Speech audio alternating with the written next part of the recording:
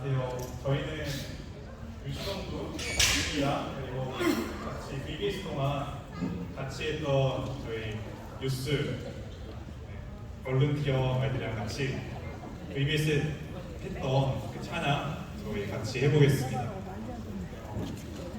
앉아 계시지만 손을 이렇게 따라해 주시면 너무 좋을 것 같습니다. 자, 우리 시작할 거예요.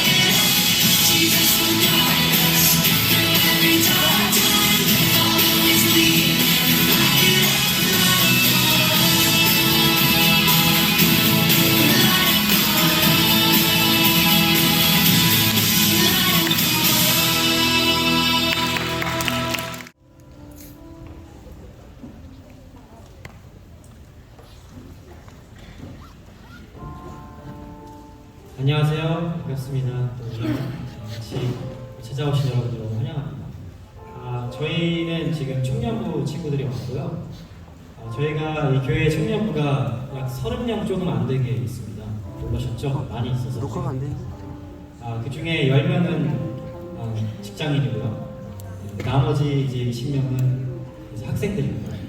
이제 친구들 중에서 부모님이 교회를 다니는 친구들도 있고요. 그리고 그냥 이제 혈혈단신으로 미국에 와서 혼자 생활하고 있는 친구들도 있는데, 혹시 지나가다가 청년으로 보인다 싶으면 말도 걸어주시고 이름도 물어봐 주시고 밥도 사주시고 해주시면 너무 감사할 것 같습니다. 부탁드립니다. 그러면 우리 다 모든 청년들이 여기 함께하지 못했는데 청년들을 대신해서 우리 친구들과 같이 다 같이 찬양하겠습니다.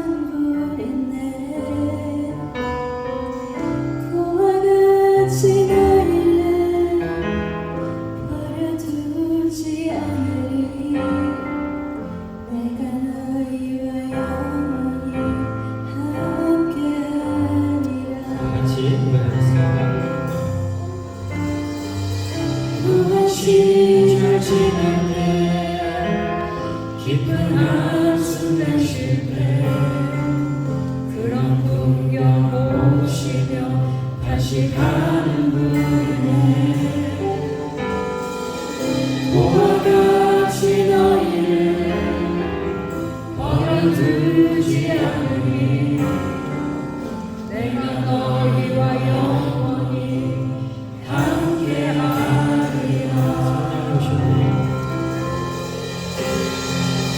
성령이 오셨네. 성령이 오셨네. 내 주에 보내신 성령이 오셨네. 우리 인생 가운데 친히 찾아오셔서 그 나라 꿈꾸게 하시네.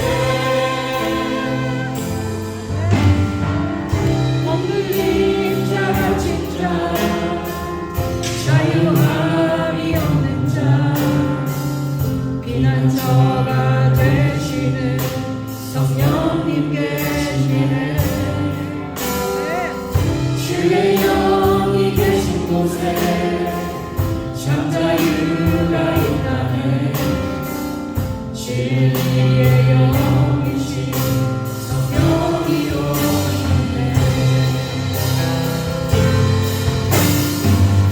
성령이 오셨네.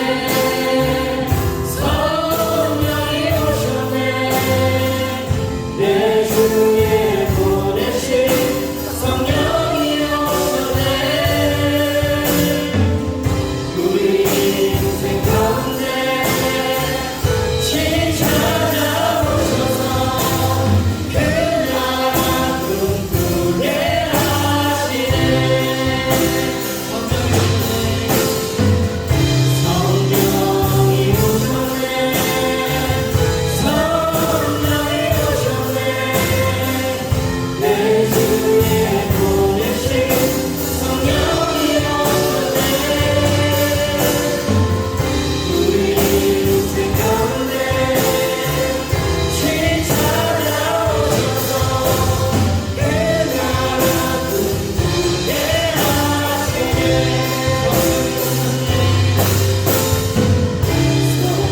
성령이 오셨네. 성령이 오셨네. 내 주에 보내신 성령이 오셨네. 우리 인생 가운데 친히 찾아오셔서 그 나라 꿈꾸게 하시네.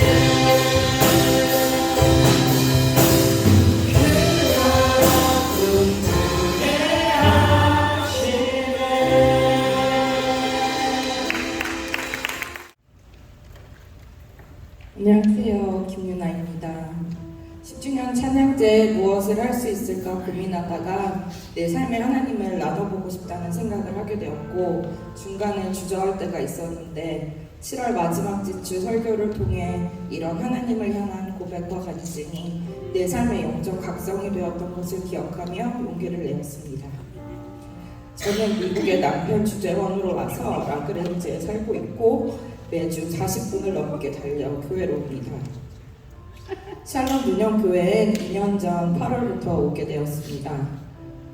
별로 대단하지 않은 삶을 나는 왜 간증을 하고 싶을까 생각하면 하나님이 나를 사랑하시고 내가 하나님을 사랑할 수밖에 없게 힘들 때도 아플 때도 하나님을 다시 찾는 저를 고백하고 싶었습니다.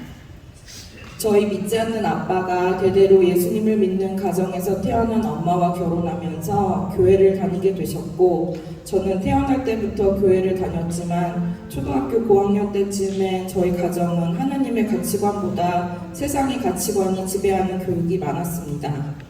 두 분 중 한 분에게는 제가 숨쉴 자리가 있어야 했는데 부모님의 기준과 기대가 힘들 때면 저는 이불을 뒤집어 쓰고 찬양을 틀어놓고 많이 울었습니다. 하나님은 날 그런 이유로 사랑하시지 않고 그런 기준을 원하시지 않는데 나를 낳으시고 기르신 부모님의 사랑이 변질된 것 같아 슬펐고 여러 통제에 숨이 막혔고 하나님과 교회가 제 피난처이자 방패였습니다. 저는 초등학교 5학년 때 외할머니께서 돌아가시고 몇 개월 후에 친할머니가 돌아가셨습니다. 같은 해에 돌아가신 두 분의 죽음을 통해 믿는 자와 믿지 않는 자의 죽음엔 열매와 신앙의 유산이 다르구나라고 지금까지도 제게 중요한 영향을 끼친 일이었습니다. 저는 그 이후로 하나님을 믿고 아는 것이 이 세상의 어떤 지식보다 중요함을 깨닫고 하나님 안에 거하는 것이 안전하다는 것을 알았지만 세상은 참 교회와 달랐고 예수님과 교회를 사랑하며 학창시절을 보내는 것이 제게 참 감사였지만 세상은 참 녹록지 않았습니다.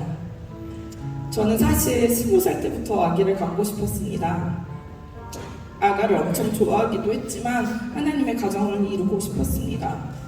그래서 23살 때부터 고아원에서 봉사도 하고 그로 인해 알게 된 6개월 여아 쌍둥이를 후원하면서 20대부터 고아와 괄부를 돌보라는 하나님의 말씀을 실천한 것 같았지만 저는 사실 술도 할 줄 몰랐고 놀 줄도 몰랐기에 내 시간과 내 돈을 고아인 쌍둥이 아가들을 위해 썼고 그 아이들이 올해 20살이 되었고 내 삶에 아주 중요한 존재로 자리 잡아 이 아이들을 부분적으로 양육하면서 내 신앙, 가치관, 교육관이 주님 앞에서 다시 지어졌습니다.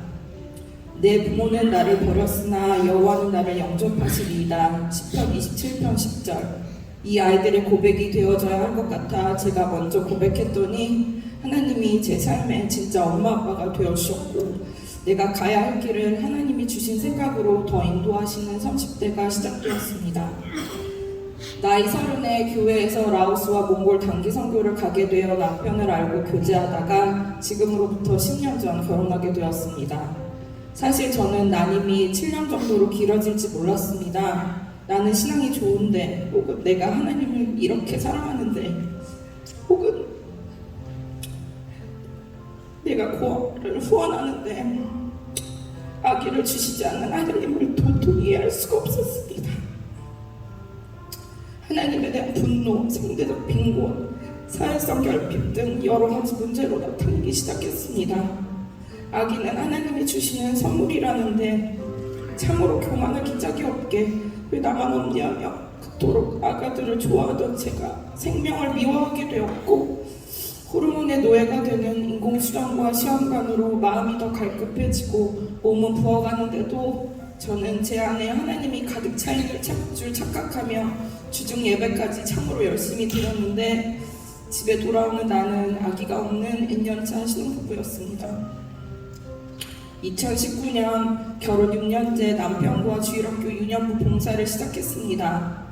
아기가 없는 부부가 교사 봉사를 한다면 하나님이 기뻐하시지 않을까 싶은 마음에 용기를 내었고 우리는 주일학교에 다녔던 기억을 떠올리며 초등학생으로 돌아가 하나님을 찬양하고 예배하는 것 같아 행복했고 우리에게 없는 아가로 인해 다른 아가를 부러워하고 시기하는 마음이 없어지고 다른 가정의 아이들이 더 소중해지는 은혜를 입었습니다.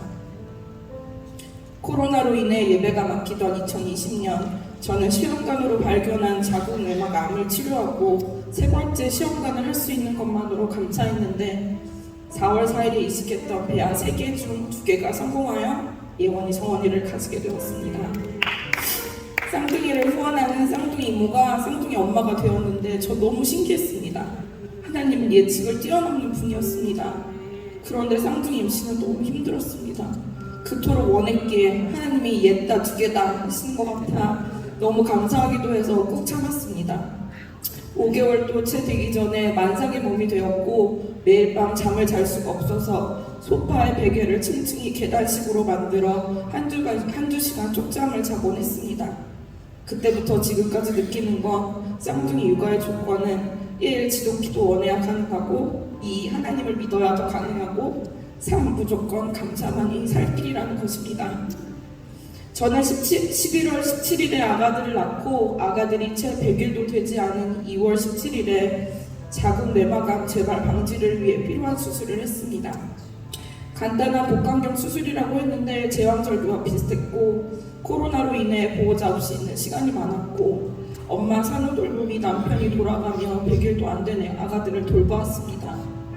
남편과 함께 미국으로 오게 되어 추적 관찰이 어려워서 하게 된 수술이라 마음가짐을 아무리 쉽게 하려고 해도 100일 만에 2번째 수술은 너무 무리였고 링겔을 맞으니 병상에서 모유가 돌았고 아가들이 너무 어려 가족과 남편에게 미안한 마음이 너무 컸습니다. 실밥을 뽑으려고 산부인과에 갔는데 수술 중에 검은 물이 나와 조직 검사를 맡겼는데 암이 나왔다며 다시 수술을 해야 한다고 했습니다. 진짜 죽도록 하나님이 미웠습니다. 내가 분명 엄마만 하게 해달라고 그렇게 기도를 했는데 나보고 어쩌라고, 애기들이 이렇게 어린데 암도 두 번째에다 난소암이라니. 나한테 2명이나 주셨는데 이럴 수가 있냐며 하나님께 따지고 또 따졌습니다. 하나님이 없는 것 같이 느껴졌으면 좋겠는데 하나님이 있는 것을 너무 알아서 날마다 새벽 기도에 가는 제가 참으로 미련해 보였습니다. 한 번도 내 인생에 그런 적이 없는데 난 그냥 우아하게 찬양하고 기도했는데 몇 명 나오지도 않는 새벽 기도에서 하나님, 하나님 막 소리 지르며 따지다가도 하나님, 하나님 살려주세요 라고 외쳤습니다. 옆에서 기도하던 남편은 좀 조용히 하지 않겠냐고 하면 전 분노에 사로잡혀서 그렇게 내가 창피하면 다른 데로 가라고 말했습니다. 그렇게 소리 지르며 기도하던 제게 강대상에서 무릎 꿇고 기도하시던 목사님이 찾아오셔서 날 안으시고 전 어린아이처럼 펑펑 울었습니다. 그리고 100일도 안 된 아가들을 어린이집에 보내고 다음 수술을 준비했습니다. 받는 은혜가 많아서 교회 주보의 은혜도 나누었지만 그에 비해 공격도 많아서 수시로 좌절하고 실패하고 하나님을 미워했습니다. 하지만 눈을 뜨면 날 만드신 여호와, 내게 아이 둘을 주신 여호와, 난소암을 허락하신 이도 여호와, 내게 구원하는 오직 하나님. 저는 다시 하나님 앞에 섰습니다. 남편이 미국으로 출국하기 열흘 전 아가들의 여권 사진을 제 입원 병성에 꽂고 부모님께 딸들을 맡기고 대수술을 하러 입원을 하였습니다. 출산한 지 꼭 4달 만이었습니다. 그리고 수술 후 어떠한 조직 검사에서도 암이 발견되지 않았고 남편에게 회사에 아무도 알리지 말 것을 부탁하고 예정대로 3월 26일 미국으로 남편을 먼저 보냈습니다. 실밥을 뽑으러 산부인과에 또 갔는데 교수님이 예방 차원에서 항암을 해야 한다고 하셨습니다. 저는 혼자 머리도 밀고 이사도 하고 항암 3번을 다 왕복으로 혼자 운전해서 마쳤습니다. 한 번은 아가들의 소아과 검진이 같은 대학병원에서 있었는데 제 항암 날이랑 겹쳐서 병원에서 기다리고 있다가 항암 주사를 맞기 전에 병원에 온 아가들 소아과 검진에 동행하였습니다. 하나님은 제가 엄마하게 해주셨습니다. 비록 민머리일지라도 환자복을 입었을지라도 아이들 소아과 검진에 참석하게 해주셔서 저는 너무 행복했습니다. 미국에 오지 않았더라면 수술도 안 했을 것이고 그러면 암을 찾았을 수도 없을 텐데 아무리 생각해도 하나님은 기적이었고 내게 암을 허락하신 분이 하나님이시지만 제 주치의시기도 하셨습니다. 하나님은 미국에 저를 요양 보내주셨습니다. 좋은 자연과 좋은 공기와 어느 정도의 사회적 거리가 제가 항암 후유증과 민머리로 살기에 불편하지 않도록 배려해 주셨습니다. 샬롬교회에 처음 왔을 때 제가 두건을 쓰고 아기들을 데리고 오는데 아무도 함부로 다가오지 않았습니다. 제게 어디가 아프냐고 묻지도 않고 저를 별로 궁금해하지 않았습니다. 저는 거리감이 있고 조심스럽게 대해주시는 게 너무 고마웠고 말만 걸어도 톡 하고 눈물이 났을 텐데 그냥 반겨만 주셔서 이 농구장에서 아이들을 데리고 마음껏 찬양하고 울며 기도하고 예배드릴 수 있어서 너무 감사했습니다. 한 6개월 넘게 번역팀에서 목사님 설교도 번역하였는데 길지 않은 설교이기에 중요한 것만 전하시느라 더 애를 쓰시겠구나를 느끼게 되었고 번역을 맡은 주는 저도 목사님과 같이 낮은 마음이 되는 경험을 하게 하셨습니다. 헨리 나우엔의 기도의 삶이란 책으로 함께 성경 공부할 때는 하나님이라고 부르는 것이 기도이며 그리고 그렇게 하나님을 부르는 것만으로도 내 일상과 내 영역에 하나님을 찾고 초대하는 것이었구나를 깨닫게 되었습니다. 우리 아이들은 여기서 첫 주일학교를 다니게 되었고 얼마 전엔 첫 성경학교를 마쳤습니다. 아이들이 성경학교 기념사진과 선물로 하나님과 교회를 기억하는 것을 보고 예원이 정원이에게도 하나님이 마음 깊게 계셔주시면 좋겠다는 생각을 합니다. 다시 살게 된 제가 살다가 죽을 때 우리 아이들에게 하나님이 남아있어야 하기 때문입니다. 저는 간증을 하겠다고만 했는데 그게 오늘이 되었고 오늘로 아가들이 태어난 지 꼭 1000일이 되었습니다. 100일도 안 된 아가들을 어린이집에 보내고 수술로 항암으로 같이 못 있어준 날이 많고 아직도 데이케어에 매일 보내는 엄마지만 1000일 동안 힘들고 아파도 다시 하나님을 경험하며 엄마에게 주신 하나님께 모든 영광과 찬송과 존귀를 올려드립니다. 그리고 실패하고 아프고 힘들었던 제 이야기를 들어주셔서 감사하고 이 시간 이후에 여러분의 삶에 하나님의 이야기를 샬롬교회에 들려주는 시작이 되기를 마음 깊이 소망합니다. 감사합니다.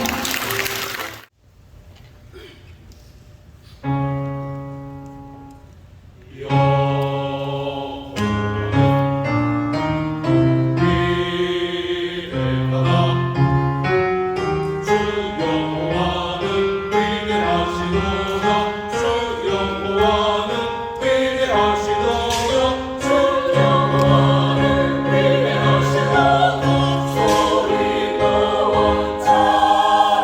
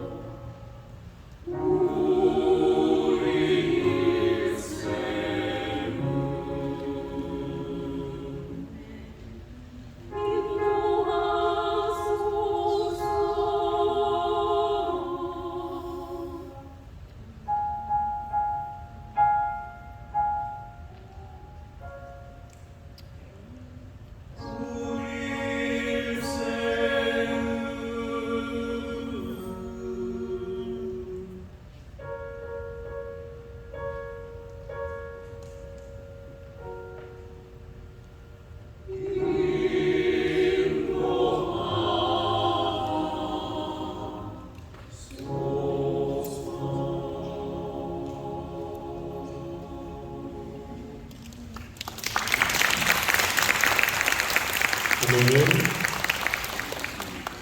우리에게 주시는 초청의 말씀입니다. 너희는 택하신 족속이요 왕같은 제사장들이요 거룩한 나라요 그의 소유가 된 백성이니 이는 너희를 어두운 데서 불러내어 그의 기이한 빛에 들어가게 하신 이에 아름다운 덕을 선포하게 하려 하심이라. 아멘. 이 시간 우리를 대표해서 김성규 원사님 기도해 주시겠습니다.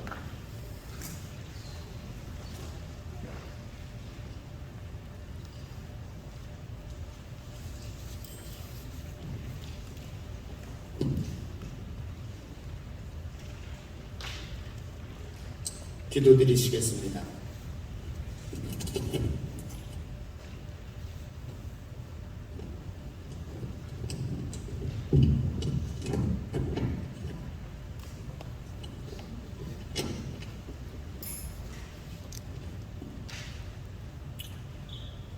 (10년) 전 목사님의 발걸음을 아틀란타 남쪽 이곳으로 인도하시어 교회를 개척하게 하시고 강산이 변할 만큼의 세월 10년 동안 많은 분들의 눈물과 기도 위에 교회가 교회되게 하시고 이렇게 창립 10주년을 맞아 8월 한 달간 정성으로 준비한 찬양을 올려드리며 감사 예배를 드릴 수 있도록 인도하시는 주님께 영광을 올려드립니다.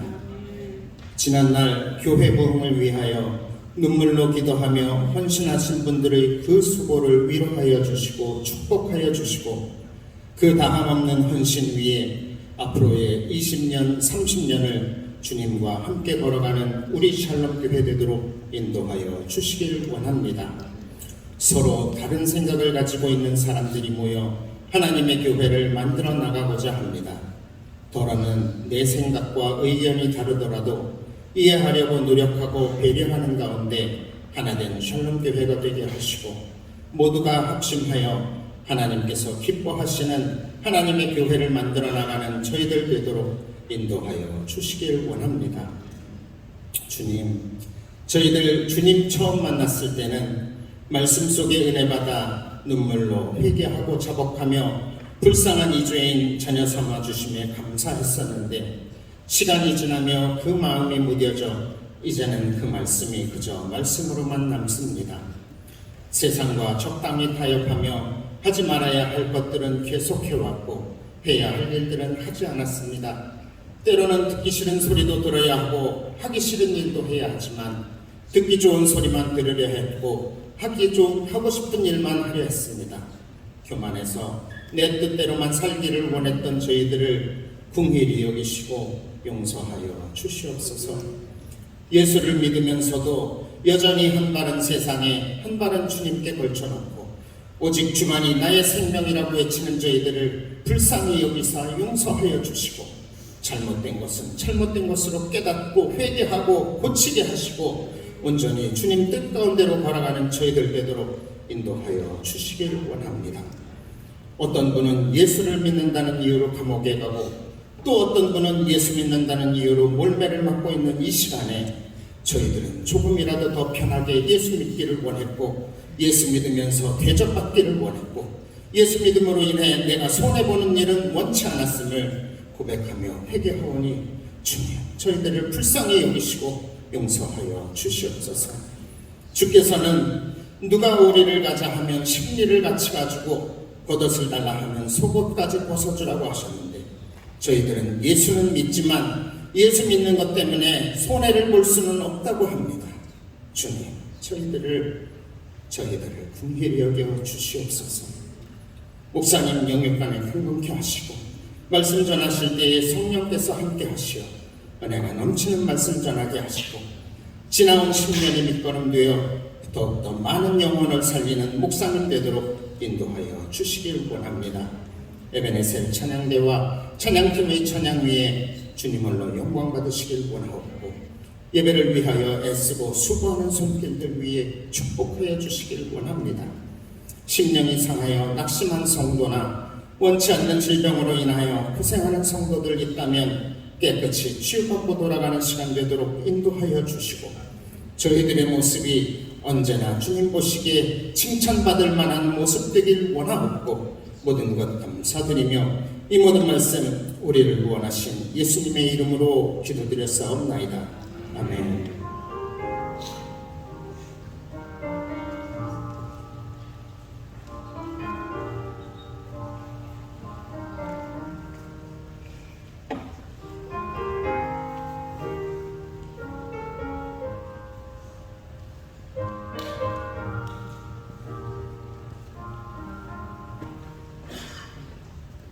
네, 다 함께 자리에 일어나셔서 하나님의 말씀 봉독하며 받도록 하겠습니다. 오늘 말씀 에스겔 2장 1절에서 7절입니다. 화면 순서대로 저와 여러분이 교독하겠습니다.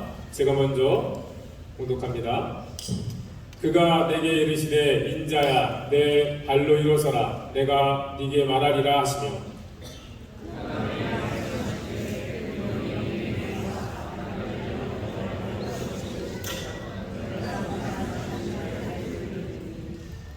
내게 이르시되 인자야 내가 너를 이스라엘 자손 곧 퇴역한 백성 나를 배반하는 자에게 보내노라.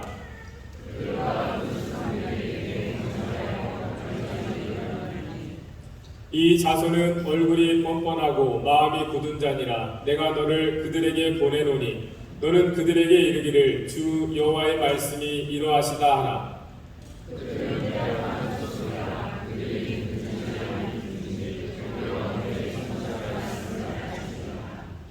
인자야 너는 비록 가시와 찔레와 함께 있으며 전갈 가운데에 거주할지라도 그들을 두려워하지 말고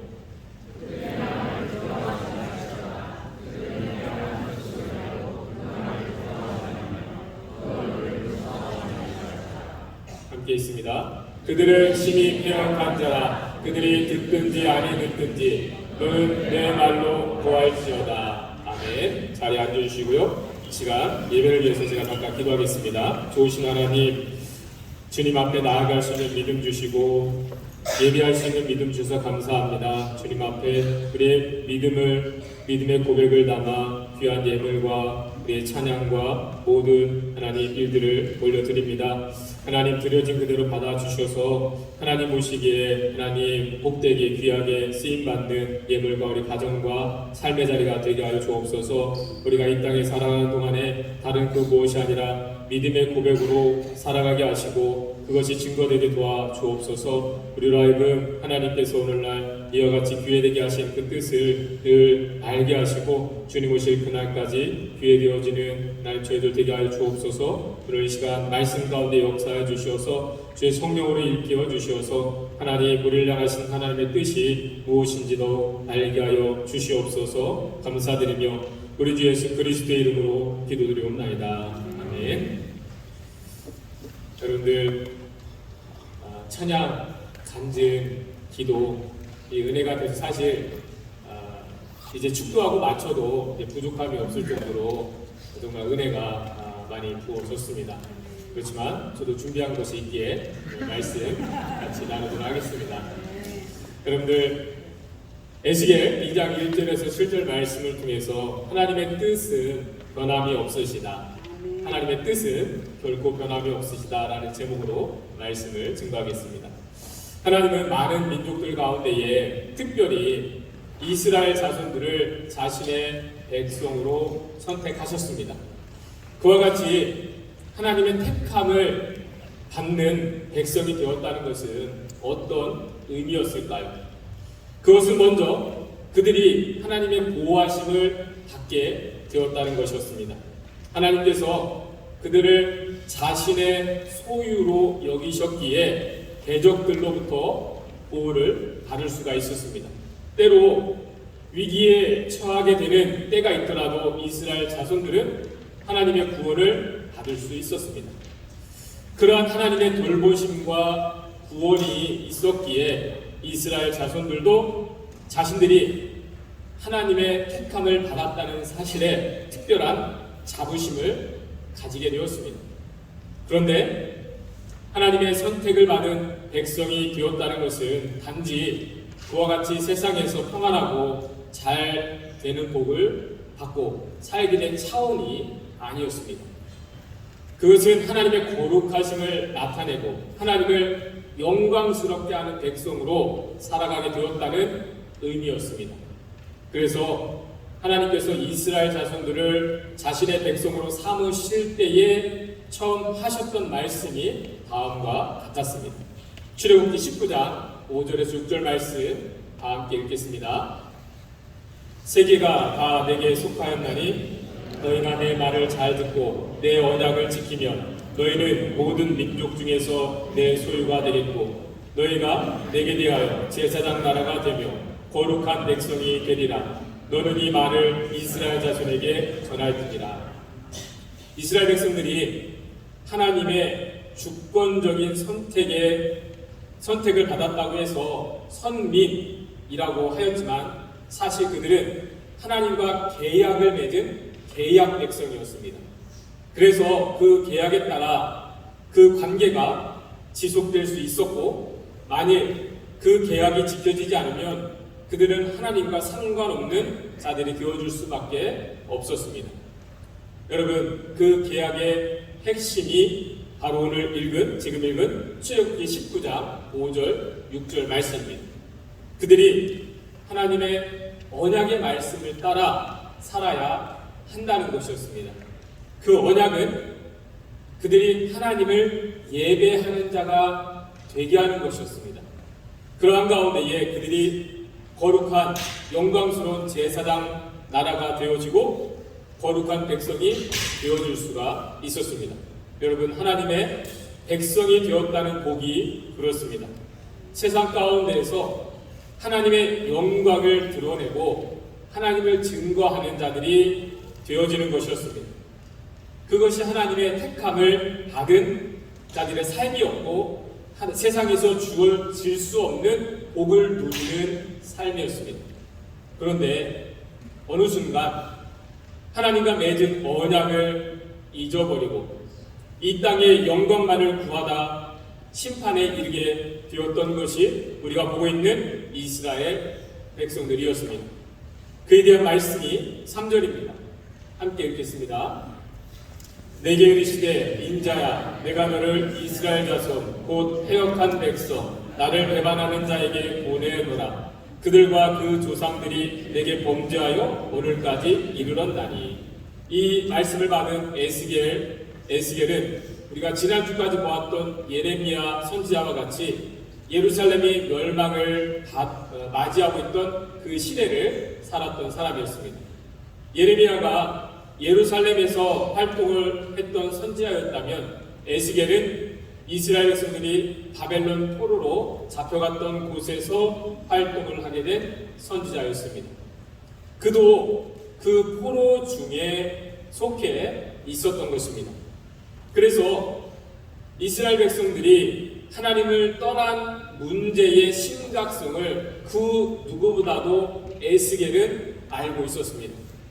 이미 하나님은 그 백성들을 흩으시기 시작하셨던 것입니다.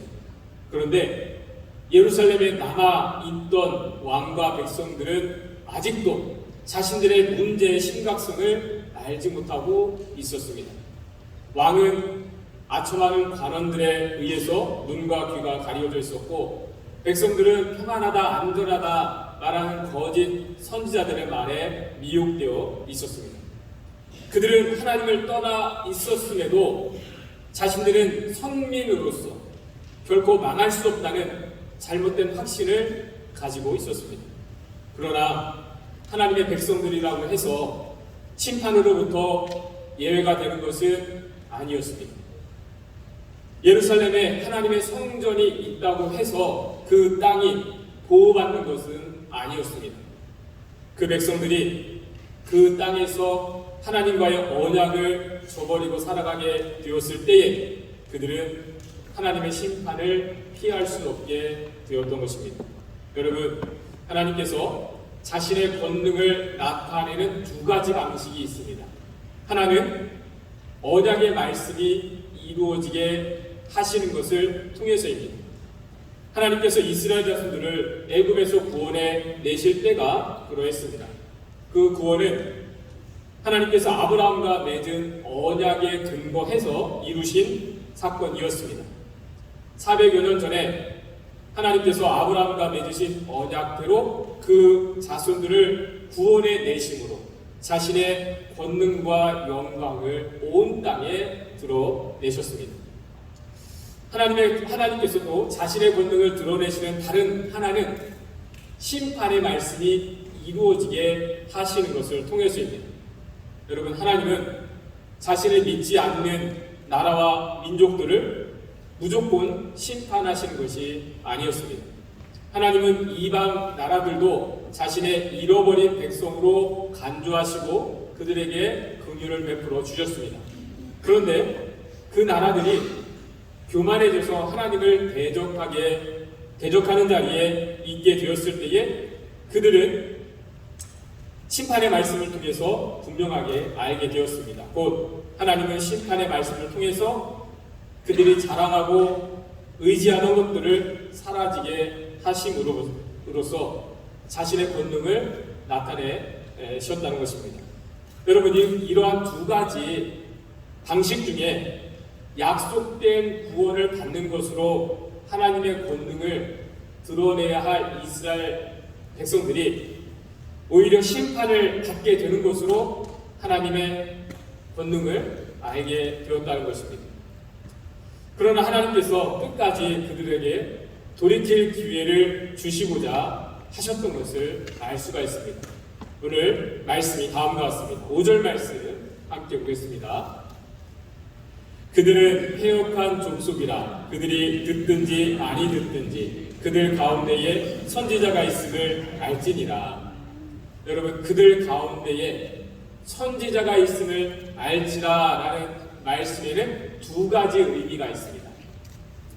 하나는 하나님께서 여전히 그들을 포기하지 않고 계시다는 의미였습니다.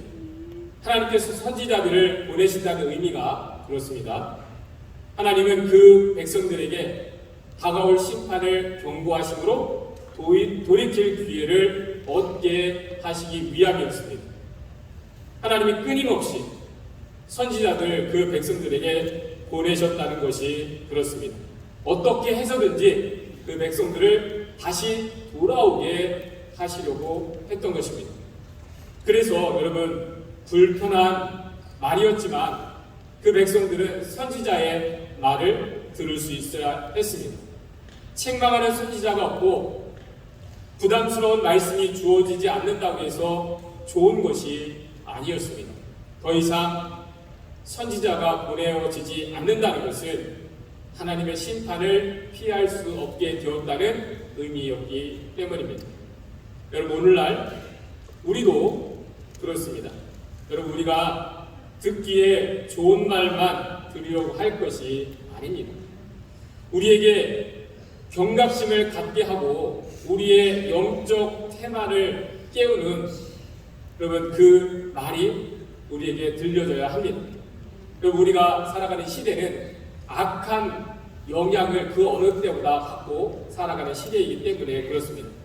여러분, 사실 예수 그리스도의 복음은 그것을 깨닫기 전까지는 불편한 소식일 수밖에 없습니다. 왜냐하면 세상을 사랑하고 있던 우리들을 회개시켜서 하나님을 사랑하게 하는 것이 복음이기 때문에 그렇습니다.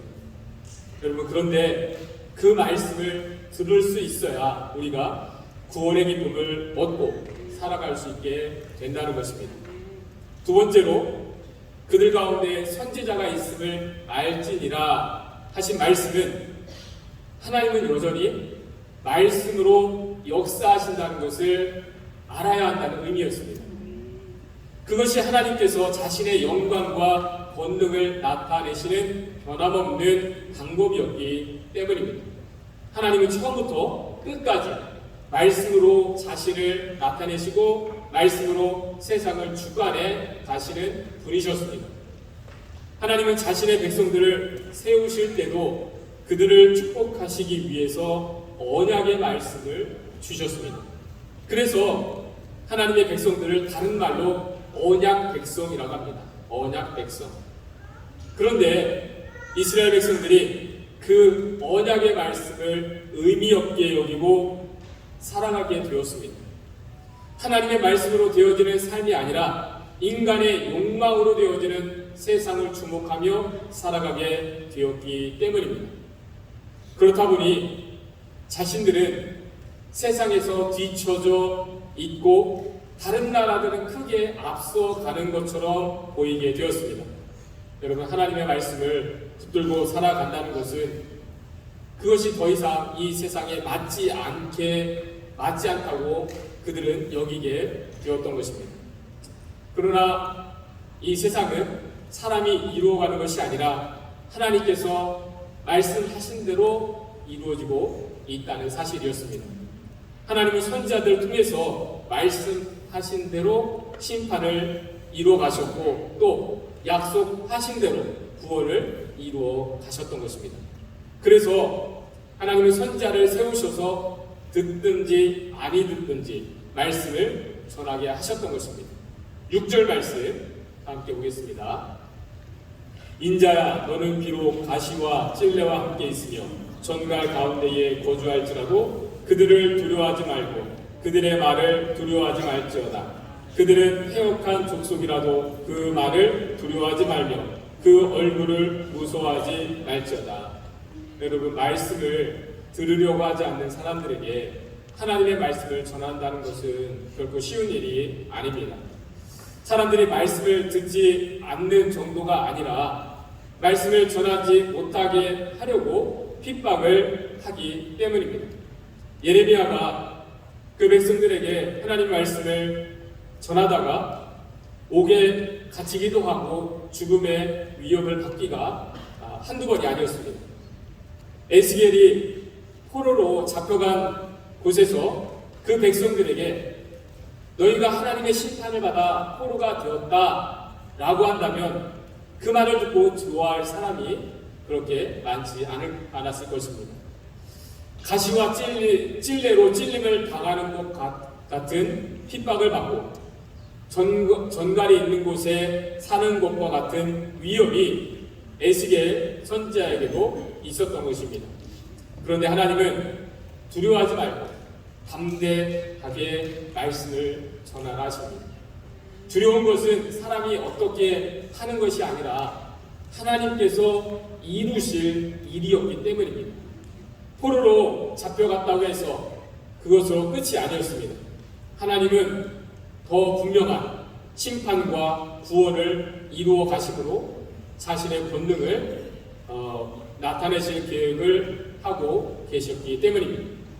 그래서 하나님은 앞으로 이루어 가실 일들을 에스겔이 알게 하심으로 거듭 그들이 듣든지 아니 듣든지 그것을 분명하게 전하게 하셨습니다. 그런 가운데 하나님께서 궁극적으로 이루어 가실 일이 다음과 같습니다. 11장 19절에서 20절 말씀 함께 보겠습니다. 내가 그들에게 한 마음을 주고 그 속에 새 영을 주며 그 몸에서 돌 같은 마음을 제거하고 살처럼 부드러운 마음을 주어 내 율례를 따르며 내 규례를 지켜 행하게 하리니 그들은 내 백성이 되고 나는 그들의 하나님이 되리라. 여러분, 하나님의 뜻은 이와 같이 처음부터 끝까지 변함이 없으셨습니다. 그 백성들이 언약을 따라 살게 하시려는 것이었습니다. 하나님이 그 백성들을 징계하셨던 이유도 그렇습니다. 하나님의 심판은 그들을 치러버리심이 아니라 그들을 다시 말씀으로 돌이키시고자 함이었던 것입니다. 그래서 심판을 하시더라도 선지자들의 말씀을 통해서 이루어 가셨던 것입니다. 심판의 말씀에는 반드시 회복에 대한 말씀이 주어져 있었던 것입니다. 그러한 가운데에 그들이 자신의 백성이 되고 자신은 그들의 하나님이 되시고자 하셨던 것이 하나님의 변함이 없으신 뜻이었습니다. 여러분, 우리는 분명하게 알아야 합니다. 하나님은 말씀하신 모든 것들을 반드시 이루어 가신다는 사실입니다. 하나님의 선하신 말씀과 그렇지 않은 모든 말씀이 이루어진다는 사실입니다. 다만 우리는 어떤 말씀에 해당되는 자로 살아가는가, 어떤 말씀을 붙들고 살아가는가가 남아있는 문제입니다. 오늘날 우리는 우리가 하나님의 자녀가 되어 있다는 것을 어떻게 이해하고 있습니까? 하나님의 자녀로 살아가는 복을 우리는 무엇으로 여기고 있습니까? 여러분, 하나님은 우리를 복되게 하시는 분이십니다. 그래서 우리가 하나님의 돌보심을 받고 살아가는 복이 있습니다. 우리가 힘들고 어려운 일이 있을 때 하나님의 도우심을 힘입게 되는 은혜가 분명하게 있습니다. 그러나 그것이 우리가 하나님을 믿고 살아가는 복의 전부는 아니라는 것입니다. 이스라엘 백성들에게 요구되어졌던 것처럼 오늘날 우리에게도 언약을 받은 자로서 말씀의 자녀가 되어서 살아가야 하는 그 요구가 있는 것입니다. 여러분, 이방인이었던 우리가 하나님의 자녀가 되어줄 수 있었던 이유가 그렇습니다. 우리에게 새 언약이 주어졌기 때문입니다. 그 언약은 우리가 예수 그리스도의 복음으로 살게 하는 것이었습니다. 복음으로 살게 되었다는 것은 우리가 그 복음을 증거함으로 하나님의 영광을 나타내며 살게 되었다는 의미입니다. 그것이 구원받은 하나님의 자녀의 삶이라는 것을 우리는 잊지 말아야 합니다. 여러분, 우리는 누가 뭐라고 해도 그 말씀을 붙들고 살아가며 또한 듣든지 아니 듣든지 그 복음을 담대하게 전하는 자들이 되어져야 할 것입니다. 그러한 가운데에 우리에 대한 하나님의 선한 말씀들이, 약속의 말씀들이 온전하게 이루어지는 그 은혜를 누리며 살아가는 저와 여러분들 되시기를 주님의 이름으로 축원합니다. 오늘 말씀 생각하면서 여러분 함께 기도하겠습니다. 여러분들, 우리는 나에게 무엇이 이루어지기를 바라며 살아가고 있습니까? 하나님께 내가 바라는 것은 무엇입니까? 하나님은 우리에 대한 하나님의 생각은 더 크고 놀랍다고 했습니다.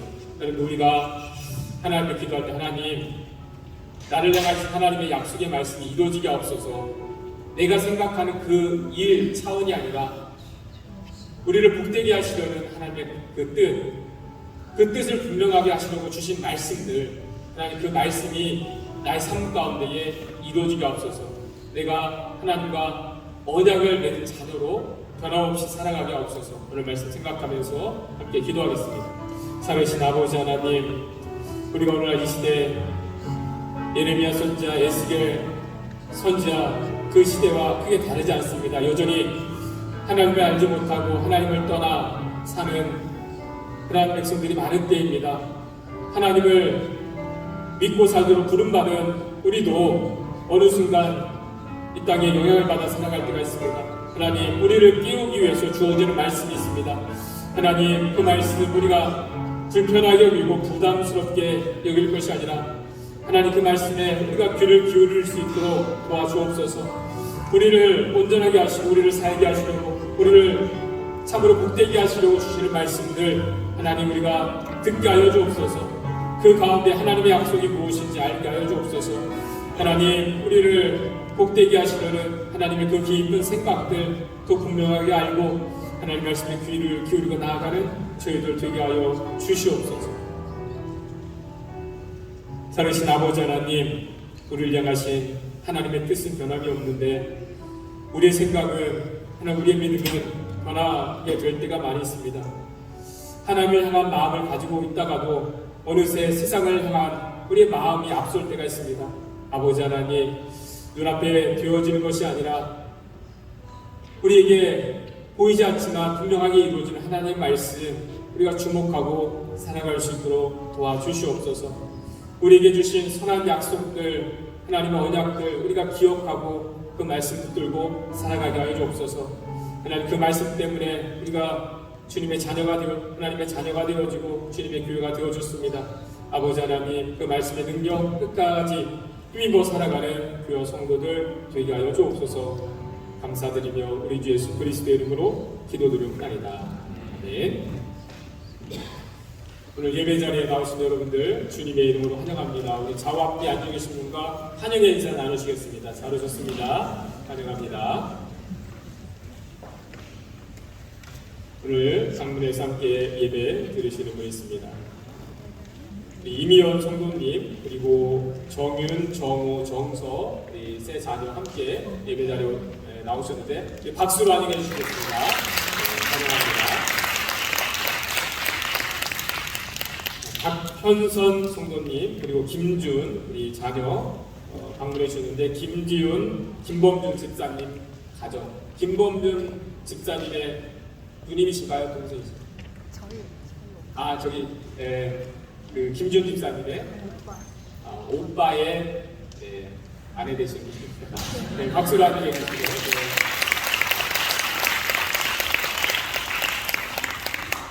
그리고 또 그 외에 참여하신 분들, 함께하신 분들, 주님의 이름 환영합니다. 또 예배 이후에 함께 또 친교 나누시기 바랍니다. 환영의 인사 나누시고요. 교회 소식 함께 나누겠습니다. 창립 10주년 감사 8월달 이렇게 드리고 있습니다. 여러분들 우리가 몇 년 되어졌다는 것이 중요한 것이 아니라 지금 우리가 이 자리에 있다는 것이 중요합니다. 우리가 우리로 하여금 교회되게 하신 하나님의 그 부르심에 감사하는 또 우리 창립기념의 달이 되어지길 바랍니다. 그리고 창립기념 찬양제 오늘 이렇게 또 매주 또 새롭게 준비하고 있는데요. 여러분들 함께 기도하시는 마음으로 참여해 주시고 또 함께 고백하는 마음으로 여러분들 함께 주시기 바랍니다. 8월 친교일정 오늘은 캐더링으로 식사 함께 나누는데요. 이광환 집사님, 이현주 집사님 가정에서 섬겨 주셨습니다. 함께 해주셔서 감사드리고요. 여러분들 또 예배 끝난 이후에 그냥 가지 마시고 다 함께 친교회 자리에 참여해 주시기를 바랍니다. 그리고 다음 주, 그 다음 주 남성교회, 여성교회 과거와 함께 준비할 일정이 있는데요. 우리 임원들만 하시는 것이 아니라 남성교회, 여성교회 함께 여러분들 마음 나누셔서 함께 온 교회가 귀한 시간 나눠줄 수 있도록 협력해 주시기를 부탁드립니다. 창립 기념 물품이 준비되어 있습니다. 시계는 창립 기념품 시계는 가정당 하나이고요. 수건은 1인당 하나입니다. 그래서 아이들까지 있는 가정들은 1인당 지난주에 가져가지 못하신 분들은 예배 후에 앞에 준비되어 있으니 수건은 1인당 하나입니다. 꼭 여러분들 잊지 마시고 가져가시길 바랍니다. 한글학교 가을학기가 9월 1일 시작될 예정입니다. 12주 예정이고요. 대상은 킨더에서 8학년까지입니다. 그리고 1차 등록은 이번 주까지인데 여러분들 이번 주까지 부모님들은 등록을 해 주시고요. 그리고 문의는 오세정 집사님을 통해서 문의해 주시면 되겠습니다. 목회자 동정입니다. 윤정인 전사님이 사역을 하게 되었습니다. 다음 주를 마지막으로 그래서 이제 다음 사역은 이제 사모님하고 좀 같이 할 수 있는 그 환경을 찾아서 UMC 미국 해중 교회로 이동하게 되었습니다. 여러분들 기도해 주시기를 바랍니다. 주일 예배 환경 준비 8월달은 사랑 속에서 함께 해주고 있습니다. 여러분들 속회별로 돌아가면 하고 있는데 함께 협력해 주시기를 바랍니다. 네, 다음 자리에 일어나셔서 마지막 찬양.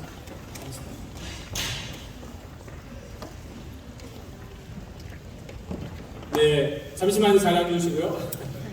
네, 조경은 집사님이 우리 같이 그동안 신앙생활 함께 하셨는데 이 그 위쪽으로 이사를 가시게 되었습니다. 오늘 또 마지막 인사 나누시기 위해서 오셨는데 어디 앉아 계신가요?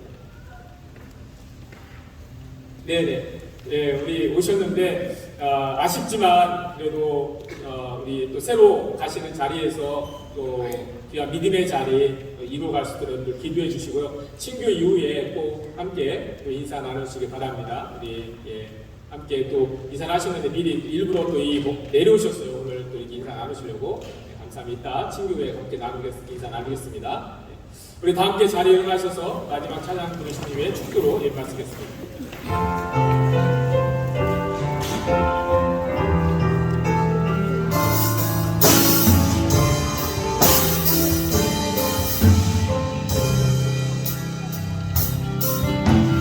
하나님 사랑 변치 않는다.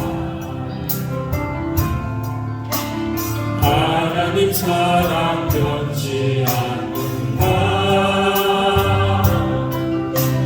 세상 가면하고 날 버린다 해도 하나님 사랑 변치 않는다. 하나님 내길 인도하신다. 하나님 내길 인도하신다. 나의 가는 길과 주님께 있으니 하나님 내길 인도하신다. 하늘의 것을 구하며 산다. 하늘의 것을 구하며 산다. 세상 어떤 것에 소망 두지 말고 하늘의 것을 구하. 세상 어떤 곳에 소망 두지 말고 세상 어떤 것에 소망 두지 말고 하늘의 것을 구하며 산다. 한 가지 안내드립니다. 예배 끝난 이후에 단체 사진, 창립기념 사진을 찍겠습니다. 한 분도 가지 마시고 예배 끝나면 바로 앞으로 와서 기념 사진 찍도록 하겠습니다. 축도하겠습니다. 이제는 우리 주 예수 그리스도의 놀라우신 은혜와 하나님 아버지의 헤아릴 수 없는 변함없으신 그 사랑하심과 성령님이 함께 하시고 도우시고 인도하심이 이제 더욱 하나님의 말씀이 이루어지기를 소망하며 그 말씀 붙들고 변함없이 살아가기 원하는 하나님의 사람들, 가정과 일터와 모든 삶의 자리 가운데 오늘 이 시간 이 교회를 찾는 모든 성도들 가운데 또 새로운 삶의 자리로 나아가는 우리 대학 청년들 가운데에 삼위일체 하나님께서 함께 하시는 은혜가 또 크고 놀랍게 나타나기를 간절히 축원하옵나이다.